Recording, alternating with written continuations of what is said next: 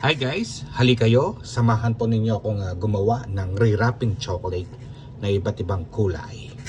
Ayan, meron tayong beige, meron tayong green, meron tayong yellow, meron tayong blue. Para makita po ninyo kung paano ko ito ginawa. So, mag-wrap tayo ng chocolate na nababagay sa mga kulay nito, no? Supposed to be is 5 colors to. Pero apat lang ng kulay yung available, ano? So, ito lang yung available na papel. Sayang wala yung kulay brown, ano?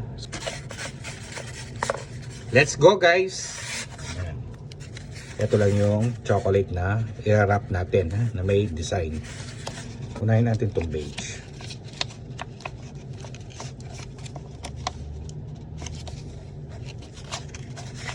Dapat guys, magaan talaga yung kamay mo dito para yung kapag finold mo maging maayos ang pagka-fold nya.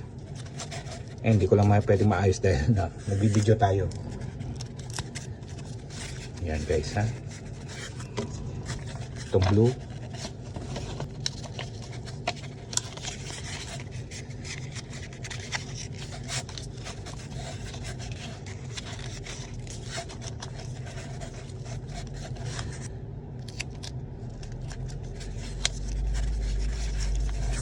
itong green,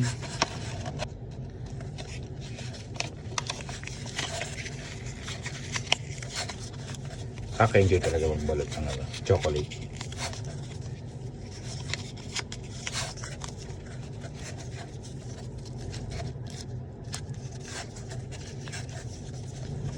Tapos tong yellow, dapat to 5 colors, no? Naging 4 colors na lang siya.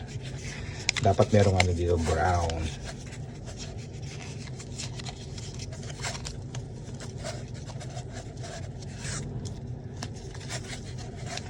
Ayan.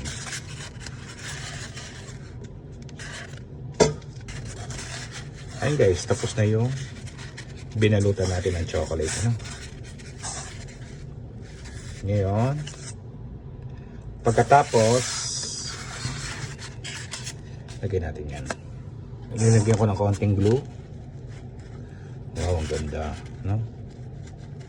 Ganda. Tapos tong green. Wow, ang ganda rin.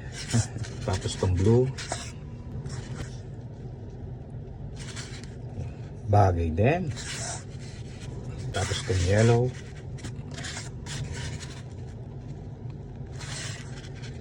Yan. Oh, di ba? Ganda. Yellow, blue, green, beige. Sana kung merong brown, ang ganda sana din, no? And that's it, ladies and gentlemen. Tapos na yung ating re-wrapping na chocolate with design. Ayan guys, meron naman po tayo natutunan sa paggawa at pagbahagi ko kung paano ko to ginawa ang chocolate re-wrapping na iba't ibang klase ng kulay na may accessories.